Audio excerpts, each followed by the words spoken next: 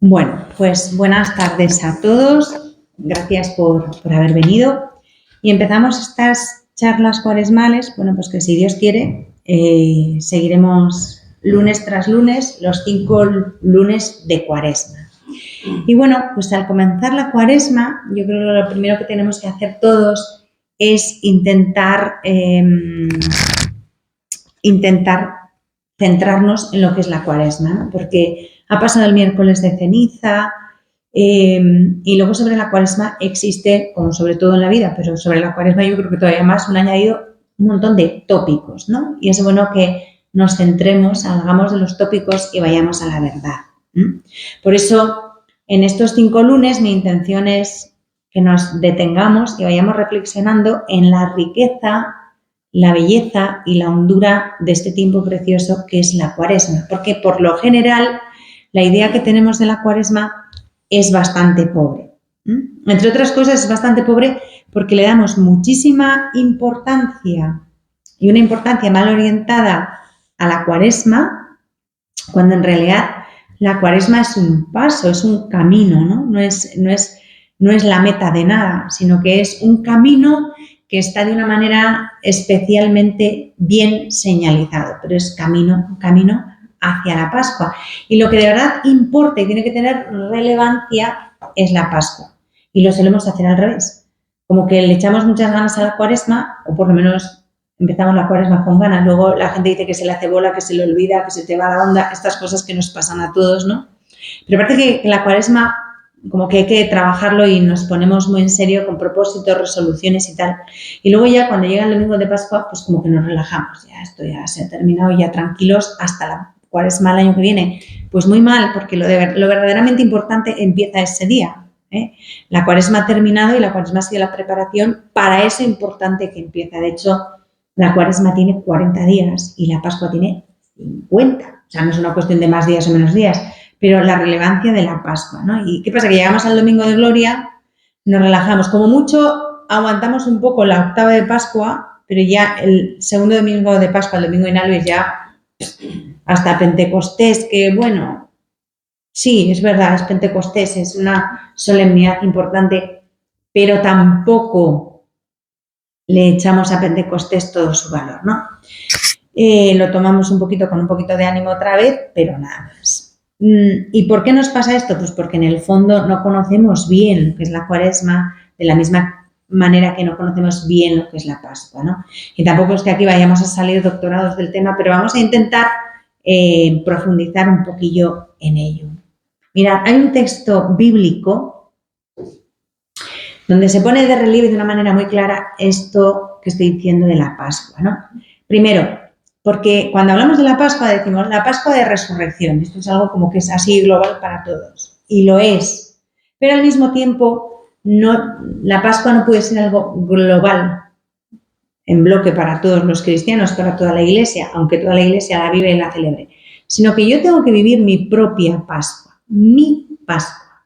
Yo tengo que hacer vida esa Pascua. Entonces, escuchamos que San Pablo nos dice: purificaos de la levadura vieja para ser masa nueva, pues sois panes ácimos, porque vuestro Cordero Pascual, Cristo, ha sido inmolado.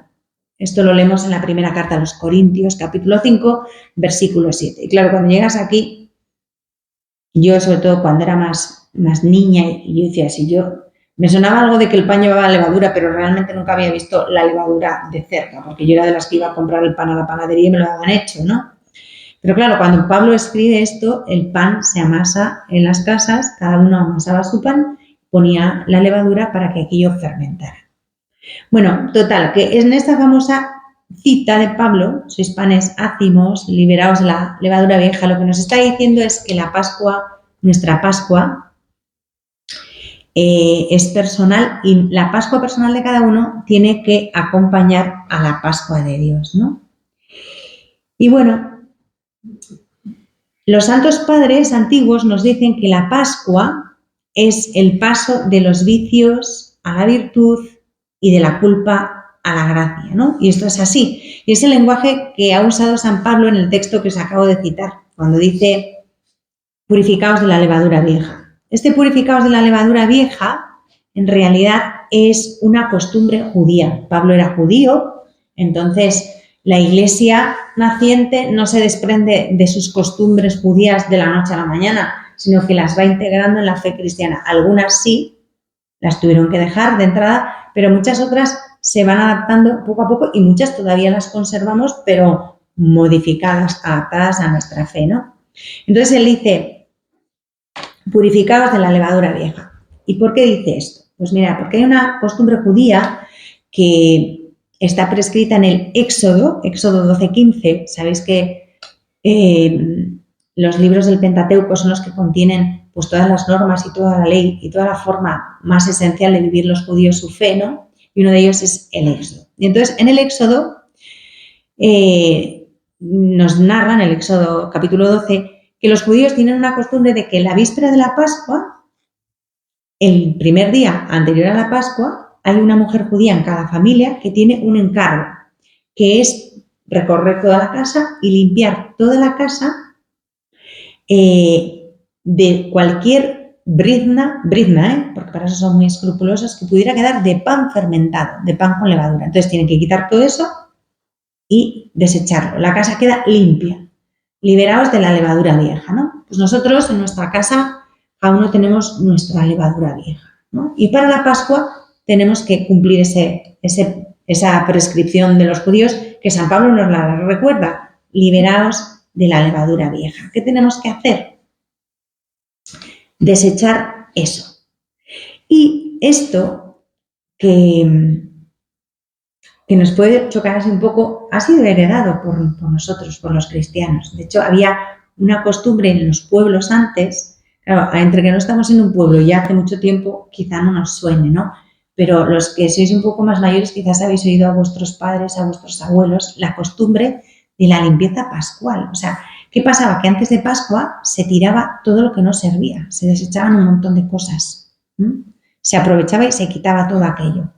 Y se tira a la basura para renovar lo que fuera necesario renovar, ¿no? Esto se hacía durante la Cuaresma. Y luego el Domingo de Ramos se estrenaba. El Domingo de Ramos se estrenaba algo o se estrenaba todo. Pues viene de esa costumbre. ¿Por qué el Domingo de Ramos se estrena? Porque en Cuaresma hemos desechado todo y ya el Domingo de Ramos empieza la Semana Santa, la semana de la Pascua, y es cuando se estrena. Ahora, ¿qué estrenamos? ¿Quién estrena? Que nosotras las monjas no estrenamos. Pero la gente que estrena, pues una prenda de vestir, algo así, ¿no? Es el día de estrenar, el Domingo de Ramos. Pues viene de eso. Entonces, la Cuaresma es un tiempo de cara a la Pascua en la cual tenemos que tirar todo eso que ya no sirve, que está obsoleto, que es un estorbo, y dejar espacio para las cosas nuevas. Cuando llegamos al Domingo de Ramos, que es cuando termina la Cuaresma, tenemos que tener el corazón ya limpio, despejado, ordenado, renovado y preparado para estrenar, ¿no? Para estrenar. ¿Qué vamos a estrenar? La Pascua. ¿Por qué? Porque la Pascua es un tiempo precioso que ante todo es novedad. La Pascua es novedad perenne. No olvidemos nunca las palabras de Jesús. He aquí que yo vengo y hago nuevas todas las cosas. Lo más grande de la Pascua es que es una novedad eterna que no se acaba. O sea, la Pascua es una novedad sin fin. Todo es nuevo, continuamente nuevo, perennemente nuevo. Por eso cuando nos empeñamos en vivir mirando hacia atrás o aferrados a expresiones como esto siempre se hizo así, pues de alguna manera estamos cerrando la puerta a la Pascua, a la novedad de la Pascua. ¿Qué nos pasa con la Pascua? Nos pasa, digo, en general, porque claro, yo esto os lo digo aquí muy fácil sentada, pero luego en mi día a día, en mi vida, cuando el Señor viene desmontándome las cosas y con novedades que no entiendo, a todos nos da miedo, a todos nos cuesta abrirnos a lo que no conocemos, ¿no? A la novedad de, espera, ¿y esto de qué va? ¿Ahora qué va a pasar? No, si yo soy una mujer muy pascual y estoy dispuesta a coger la Pascua del Señor y yo quiero vivir la Pascua, pero quiero tenerlo todo conocido, entendido, controlado, entonces eso no es ser pascual. Una mujer, un hombre pascual es aquel que se fía del resucitado y deja que el Espíritu Santo actúe y renueve de raíz siempre todo. Y el Espíritu Santo nunca va a terminar de renovarnos, porque la eternidad, alguno dirá, pues si va a ser así de mareante, no quiero ir al cielo, hombre, no digáis eso. La eternidad va a ser una continua novedad.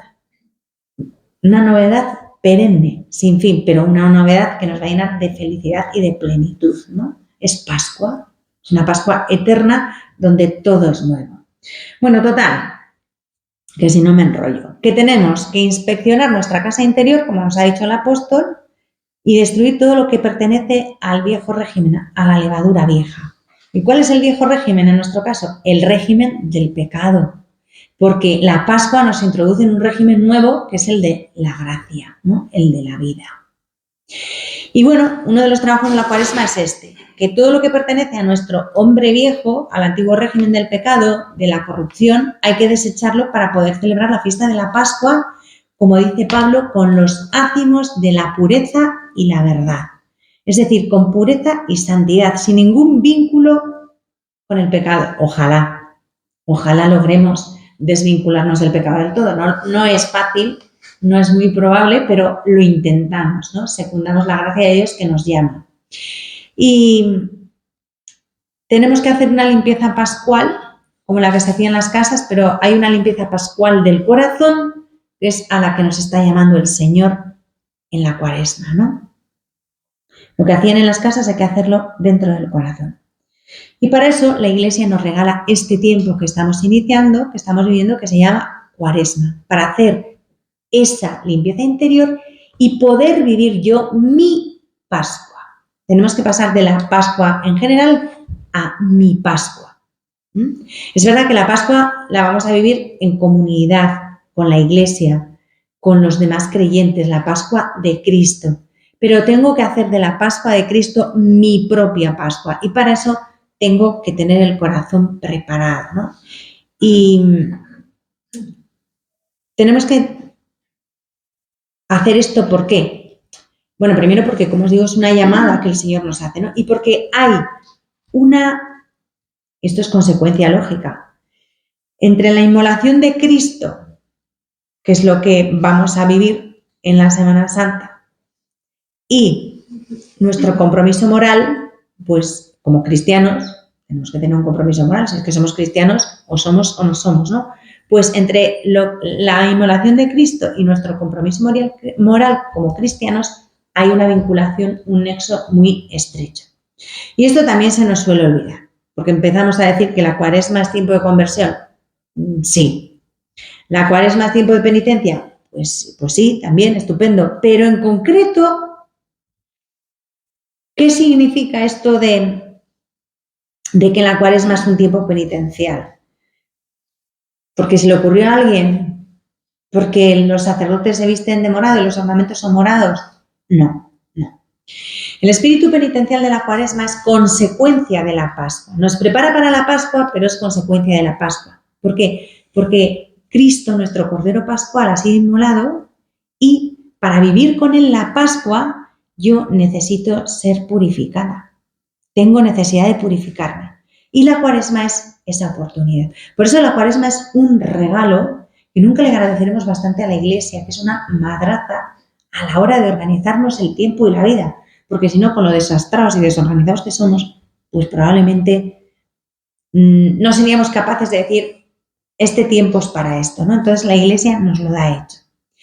Y San Pablo nos dice, yo tiro mucho de San Pablo porque San Pablo es el gran maestro de muchas cosas, ¿no? Y además San Pablo tiene una peculiaridad, yo le quiero muchísimo.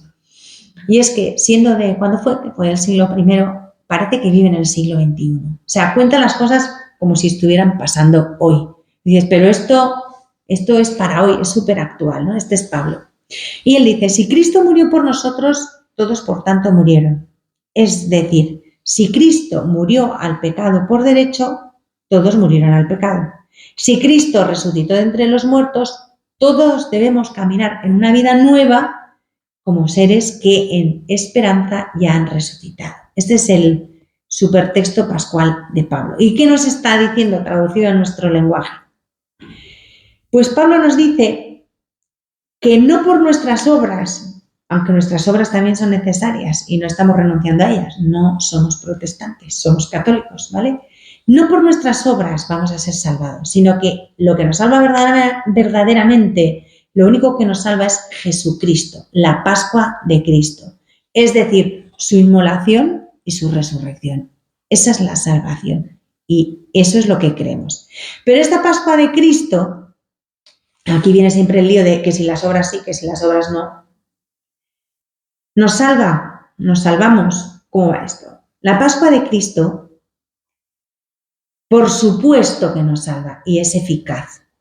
Pero para que sea eficaz de verdad, tengo que apropiarme de ella. O sea, a mí me hacen un regalo maravilloso, que es la Pascua de Jesucristo y la justificación, la salvación. Pero si el regalo me lo traen envuelto muy bonito y cojo y como está tan bonito envuelto lo dejo aquí y ni siquiera lo toco, no me va a servir de nada. Dentro puede haber, yo qué sé, el mejor ordenador del mundo, la mejor herramienta que os podáis imaginar para todo. Pero si ni siquiera lo desenvuelvo y lo saco de la caja, ¿de qué me sirve que me lo hayan regalado? Entonces, en la Cuaresma tenemos que dedicarnos a desenvolver bien eso y a ver ese instrumento precioso que es la salvación y apropiarme de ella y empezar a usarla. Porque si no, la Pascua de Cristo sería un regalo sin desenvolver encima de la mesa y no sería eficaz. O sea, es eficaz en el momento que yo me sirvo de esa herramienta maravillosa, la hago mía, no la dejo encima de la mesa, es mía, es mi Pascua y en esa Pascua de Cristo que hago mía, yo sumerjo toda mi vida y todo lo que soy, ¿vale? Entonces, ¿cuál es el compromiso? El compromiso moral y ascético de purificación, de penitencia, de conversión, todo esto de lo que hablamos continuamente en Cuaresma, no es lo que me va a salvar, sino que porque estoy salvada, porque tengo mi Pascua ahí, necesito y quiero ser purificada y necesito convertirme, porque tengo ahí un regalo precioso que si no me convierto y si no me purifico y si no cambio interiormente, pues no voy a poder usarlo. No voy a poder lucirme, por decirlo de alguna manera. Tengo un traje de fiesta maravilloso, pero con esta pinta, ¿cómo lo voy a poner? Primero me tendré que asear, peinar, ponerme guapísima y ya lo último es vestirme. Pero hecha una defesio no me lo puedo poner, ¿vale? Pues este es el sentido. Porque tenemos el súper regalo de la Pascua, nos queremos poner guapísimos para ir a la fiesta. Y para eso nos ha dado la Iglesia la Cuaresma. O sea, porque tengo una fiesta delante, porque tengo el mejor regalo, porque lo quiero lucir y disfrutar, siento la necesidad de purificarme, de hacer penitencia y de convertirme, ¿no?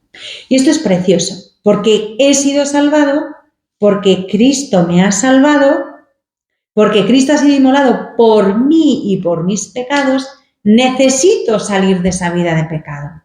Quiero coger ese regalo y disfrutarlo a tope, entonces tengo que dejar todo lo que me impide disfrutar de ese regalo.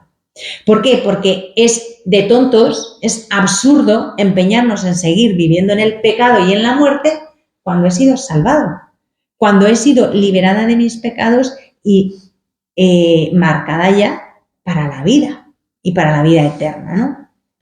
Si yo elijo a Cristo resucitado, renuncio a todo su contrario, que es la muerte, ¿no? O sea, si elijo a Cristo resucitado, elijo la gracia, elijo la vida y por lo tanto renuncio al pecado y renuncio a la muerte, porque no puedo pretender estar viva y estar muerta al mismo tiempo. No puedo pretender estar salvada y estar condenada al mismo tiempo. Tengo que escoger una de las dos cosas. Y yo creo que todos los que estamos aquí somos lo suficientemente listillos para ponernos en el bando del que ha vencido.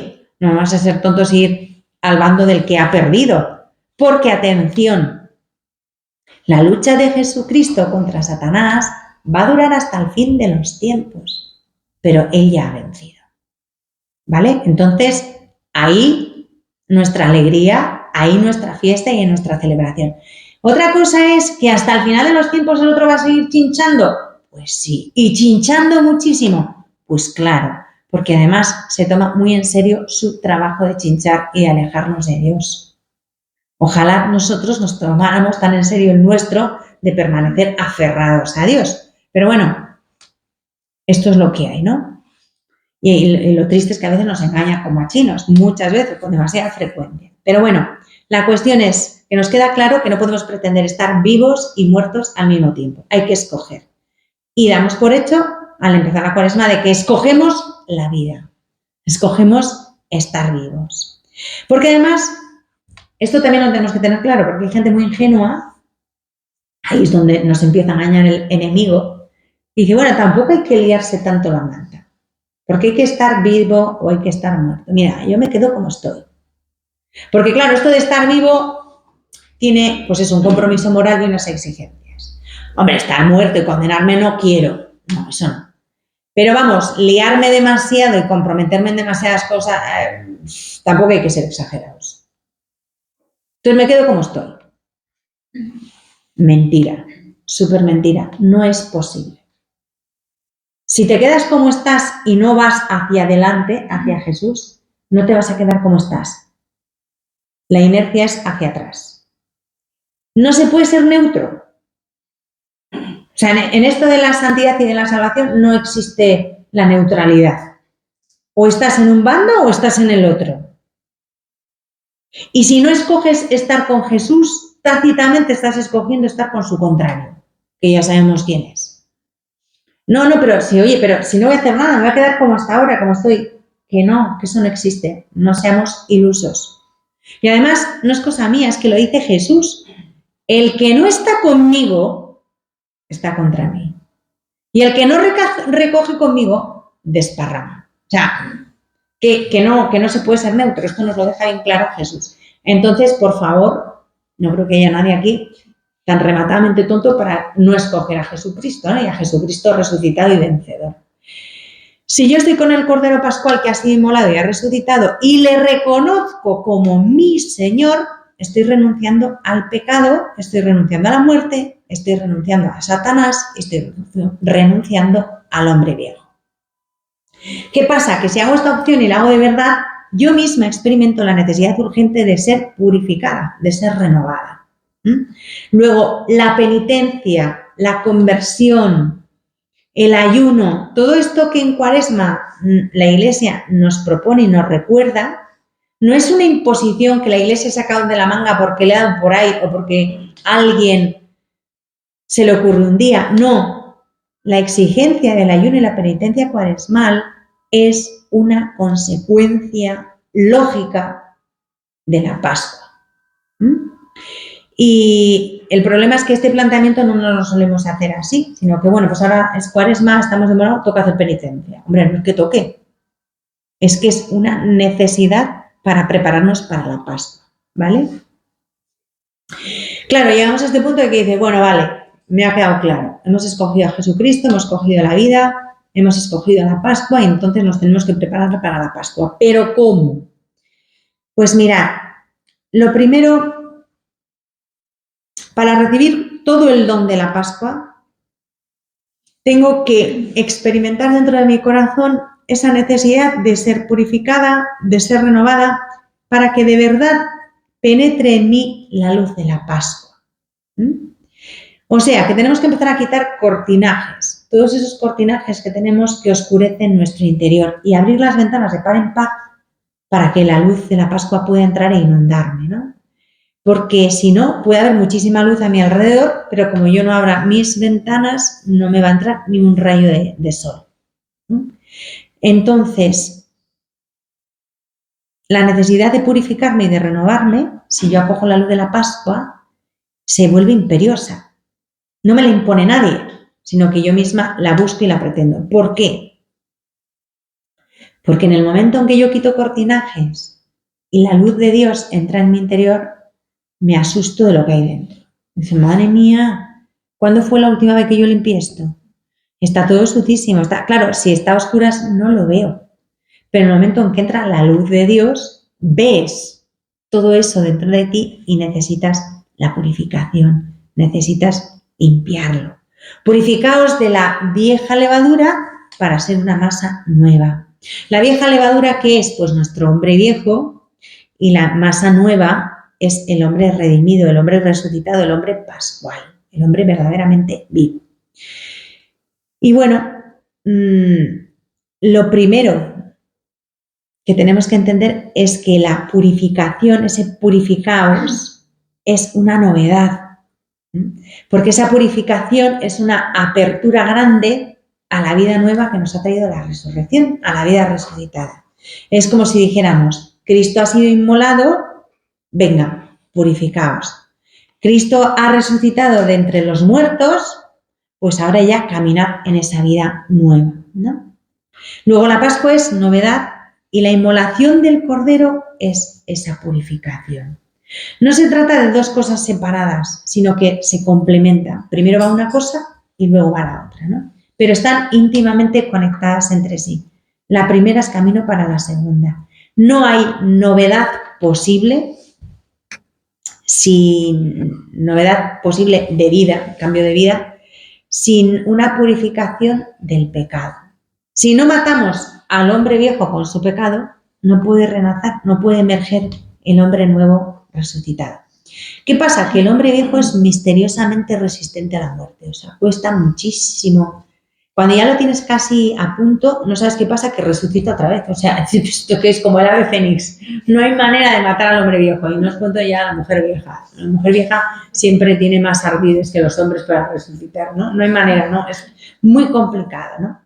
Pero bueno, estamos iniciando la Cuaresma y en esta Pascua, en este momento, el Señor nos pide con fuerza y con mucha pasión que cumplamos, que salgamos del pecado y nos purifiquemos de la levadura vieja.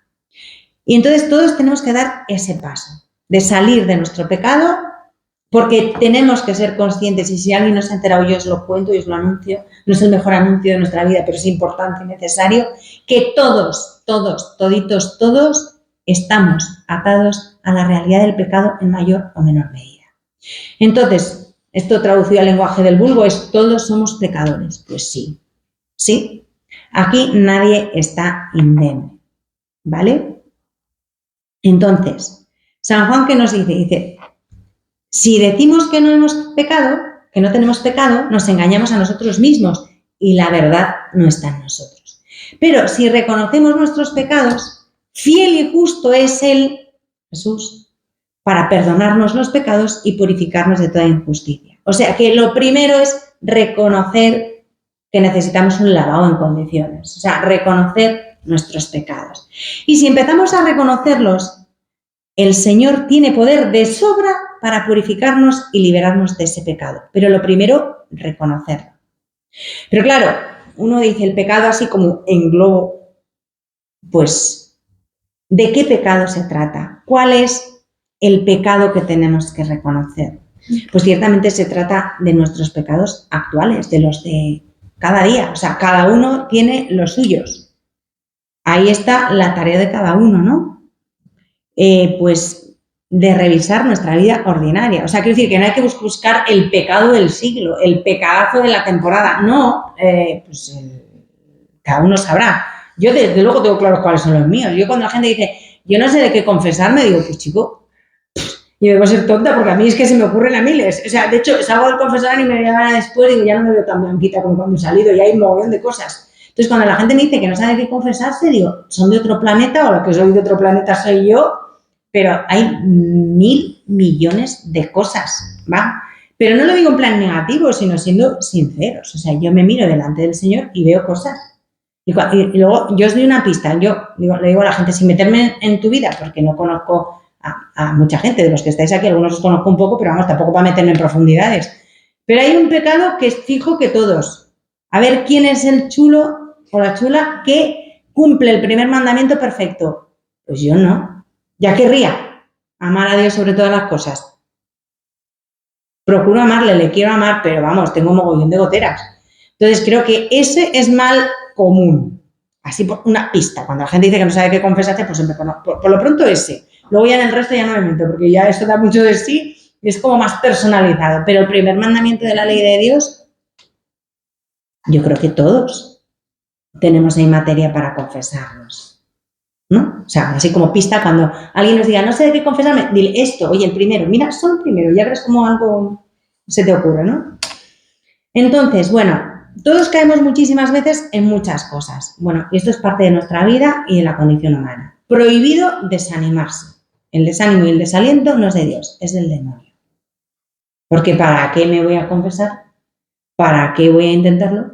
Es la cuaresma 55 de mi vida y sigo haciendo lo mismo, ¿verdad? Voy a cumplir 55 años, esta es mi cuaresma 55. Es verdad que las primeras cuando era muy pequeña no cuentan porque no se te acuerda de nada. Pero ya a partir de los 7 o 8 años ya empiezas a tener idea de lo que es la cuaresma y hasta los 55 que voy a cumplir, pues ya llevo un montón de cuaresmas y sigo sin grandes cambios. Entonces, ¿para qué? Esa es una tentación clarísima. Hoy voy a empezar. Ya, pero es que voy a caer de cabeza, entonces mañana tendré que volver a empezar. Pues vuelves a empezar mañana. Cada día empiezo. No pasa nada. Lo peor es ni siquiera empezar. Tirar la toalla y decir, ay, no, si no tengo arreglo. Mentira. Tú no tienes arreglo, pero tenemos arreglo en cuanto a que Jesucristo ha muerto y ha resucitado por ti y te ha salvado. Bien, si nos quedamos en lo que va aconteciendo en nuestra vida, corremos un riesgo que también es peligroso, ¿no?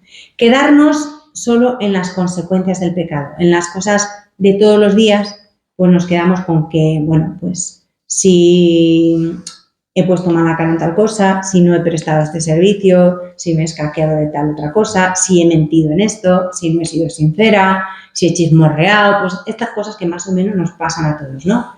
Vale, tienen su importancia, no vale decir, bueno, son cosas normalitas. Ya digo que no hay que buscar el pecadazo del siglo, esto es lo de todos los días y más o menos nos pasa a todos.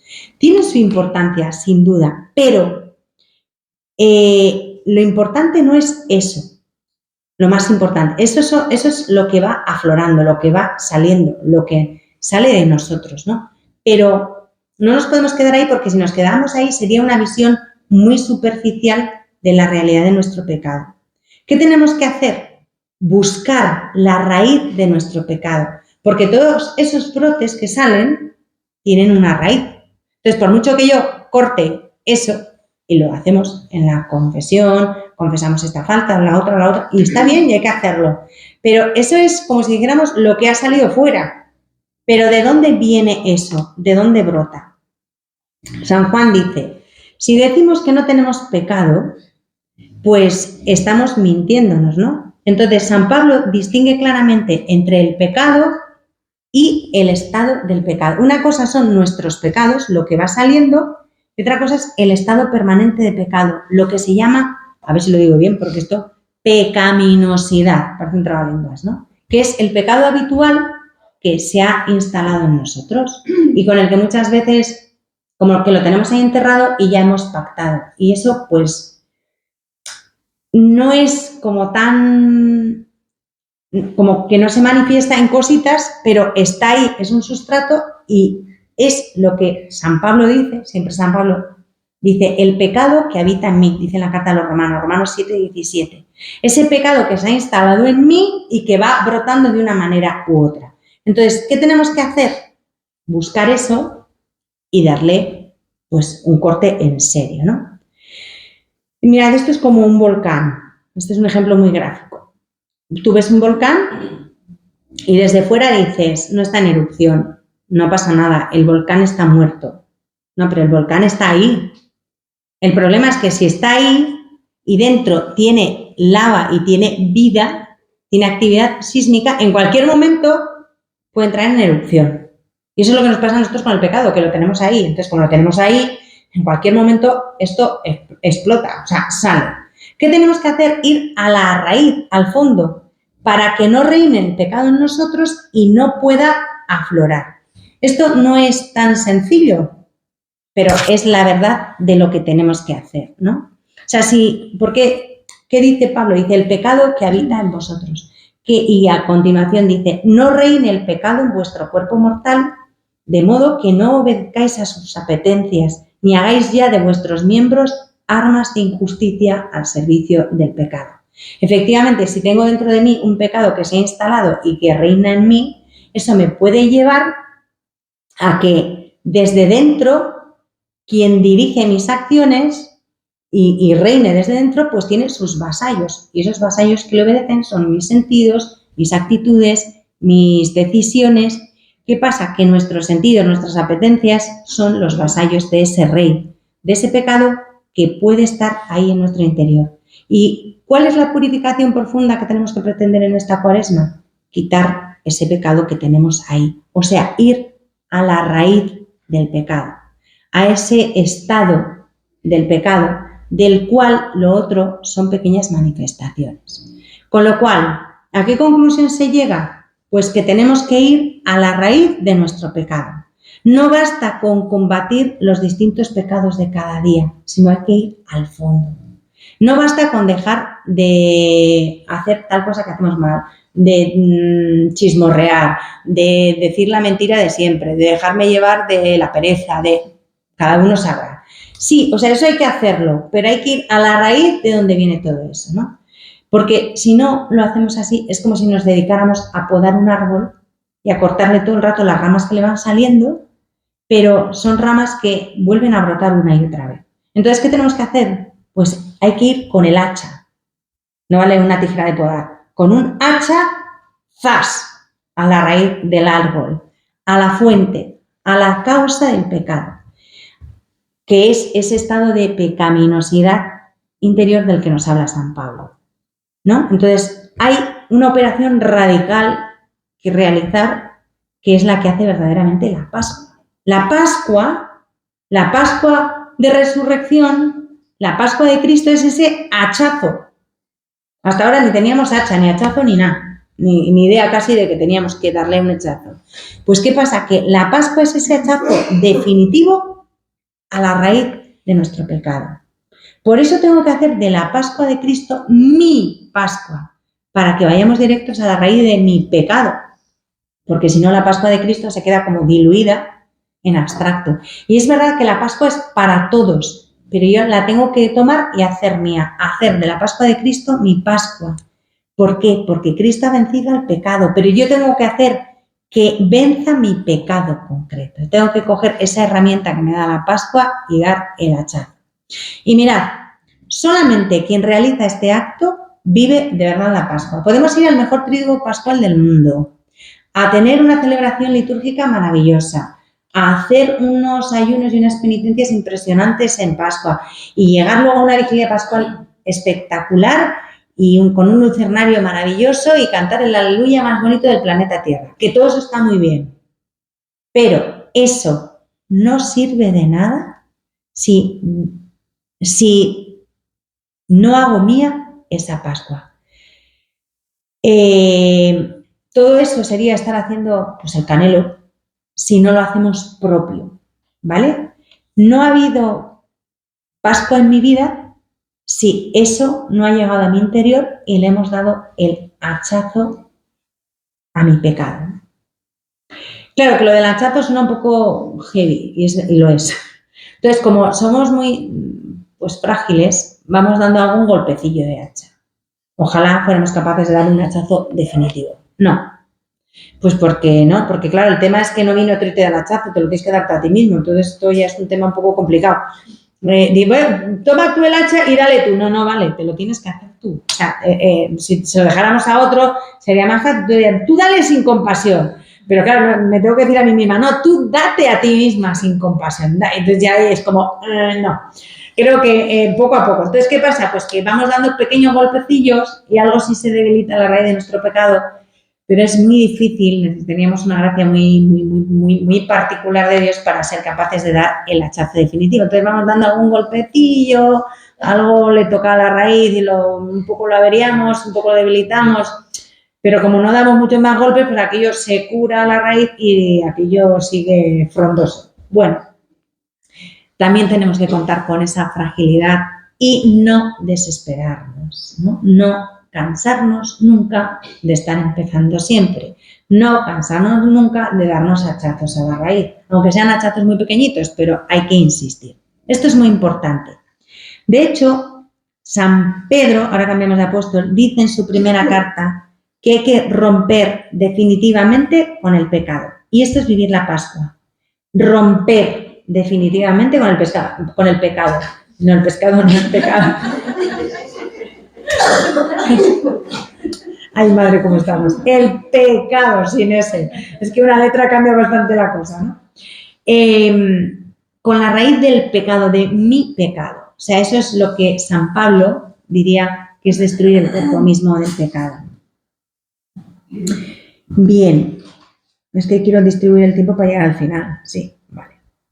Mirad, el padre Raniero canta la misa, que yo siempre recomiendo. Todo lo que leéis del padre Raniero es una maravilla, es un regalo, es una bendición y siempre cualquier escrito del padre Raniero es muy asequible, muy fácilmente comprensible para los cristianos de a pie, pero al mismo tiempo está lleno de teología de la buena y de contenido verdaderamente saludable. Entonces, ¿qué dice el padre Raniero? Pues esto que os estoy contando, él lo ilustra con un ejemplo que para mí siempre ha sido muy, muy gráfico, ¿no? Dice que un día estaba él solo recitando el Salmo 139 y leía estas palabras. Señor, tú me sondeas y me conoces, de lejos penetras mis pensamientos, todas mis sendas te son familiares. Y dice que de repente sintió como si con el pensamiento se hubiera trasladado al lugar donde Dios está y me escrutara a mí mismo, pero con los ojos de Dios, ¿no? O sea, que yo pudiera verme como Dios me ve. Y dice él, inmediatamente en mi mente surgió una imagen muy gráfica, la de una estalagmita. Una estalagmita, yo creo que más o menos todos sabemos lo que es, ¿no? Es una de esas columnas que se forman en el fondo de algunas grutas debido a la caída del agua calcárea desde el techo de la misma gruta hasta el suelo, entonces gota a gota, hablamos de chorrocientos mil años, al final se hace una columna, ¿no? Pues es que lo del pecado es así, vamos en lentito, pero vamos haciendo una pedazo columna que luego llega el momento de irme aquí en la moda, ¿no? Pues nuestros pecados actuales, pasa eso, con el curso de los años han ido cayendo en el fondo de mi corazón gota a gota. Repito, no es el pecadazo del siglo, porque el pecadazo del siglo nos asusta y como que nos ponemos más en guardia, sino los de todos los días, los habituales, los que nos parecen normales, los que consideramos que no son para tanto, que tampoco hay que ser exagerados, que es que todos los extremos son malos, no hay que ser extremoso. Entonces, hombre, sí, son cosas, pero bueno, ya se sabe, pues uno hace lo que puede, somos pecadores, somos frágiles, entonces seguimos ahí, ¿no? ¿Qué pasa? Que gota a gota se va depositando en el fondo de nuestro corazón y como eso tiene un componente calizo, poco a poco va volviendo opaco nuestro corazón, lo va endureciendo y inconscientemente vamos ofreciéndole una resistencia a Dios porque se va formando una masa, gota a gota. Claro, la gota de cada día cae. Al final tú calculas 365 días de 55 años, pues un mogollón de gotas. Yo hablo siempre de mí, ¿no? Y si se vienen más años, peor todavía. ¿Vale? Entonces, ¿qué pasa? Que lo más gordo de esas gotas, digamos que va resbalando de vez en cuando a través de las confesiones. Vamos confesando y algo quitamos. Pero claro, lo gordo, el mocho gordo que se va haciendo, no lo quitamos así como así. ¿Y por qué? Porque siempre queda algo que no se disuelve del todo. O sea, con las confesiones, con la oración, con la recepción de la Eucaristía, vamos disolviendo parte, ¿vale? Pero claro, siempre queda ahí un pozo y eso nunca se disuelve del todo. ¿Por qué? Pues porque el arrepentimiento y la contrición no siempre son totales y absolutos. Normalmente no vivimos una contrición perfecta. Y entonces, ¿qué pasa? Que mi estalagmita va creciendo de una manera más rápido de lo debido y al final se hace una pedazo columna impresionante, ¿no?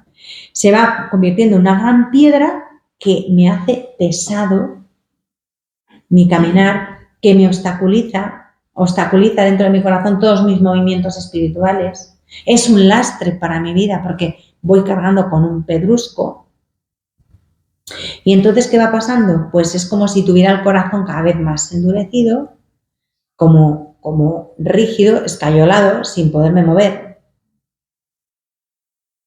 Y esto es precisamente lo que se llama el cuerpo del pecado, del que nos habla San Pablo, o la levadura vieja.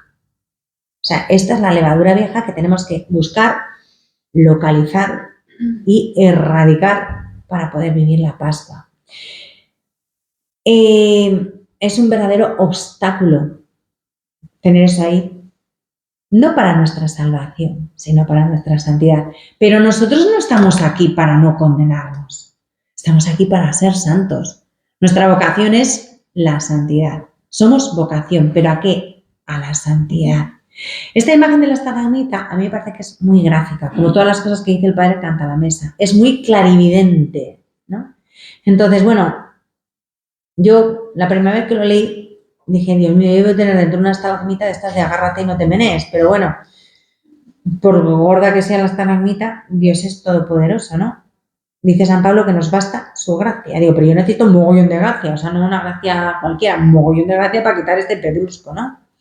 Y vamos a ver, no hay que asustarse. Quien más, quien menos, todos tenemos nuestro pedrusquete ahí, nuestra estalagmita. Unos más gorda, otros más flaca. Y entonces, ante esta realidad que tengo aquí dentro, ¿qué hago? Pues vamos a ver. Está claro que la estalagmita yo no la puedo mover solo con mi voluntad. Yo quiero, o sea, en el punto y en el que soy consciente de que tengo el pedrusco este, yo lo quiero quitar, pero ya. Pero claro, es que no hay quien lo mueva. O sea, está de tal manera ahí incrustado que ¿cómo lo muevo? Y dirá, bueno, pues fuerte, fuerte, venga, empuja, empuja, dale, dale, hasta que lo saques de ahí. No, no, que no, que no. Ponte a ello en serio. Que sí, que lo voy a poner, me voy a poner muy en serio, pero por mí misma no voy a poder. Entonces, si yo no lo puedo quitar, ¿qué hago? Porque claro, esa estalagmita es nuestro corazón de piedra, ¿no? También lo leemos en el profeta Ezequiel. Es el corazón de piedra, pero literal, el pedrusco que se nos ha hecho ahí gotita a gotita. Entonces, ¿qué hago? Pues no nos queda una salida. Implorar al Cordero de Dios que quita el pecado del mundo, que me quite mi pedrusco. Si quita el pecado del mundo, es el que me tiene que quitar el pedrusco. Él es el único que lo puede quitar. Recordemos las palabras de Jesús. Sin mí nada podéis. Nada es nada. Y esto menos, porque esto no es cualquier cosa. Esto no es una nadería. Esto es una empresa seria. Una cosa gorda que hay que hacer. Entonces, sin Jesús no podemos nada. ¿Qué tenemos que hacer? Pedir. Por eso en Cuaresma hablamos de penitencia, ayunos, limosnas y oración. ¿Vale? Quizá lo tenemos que poner lo primero. No sé por qué en la lista lo decimos lo último.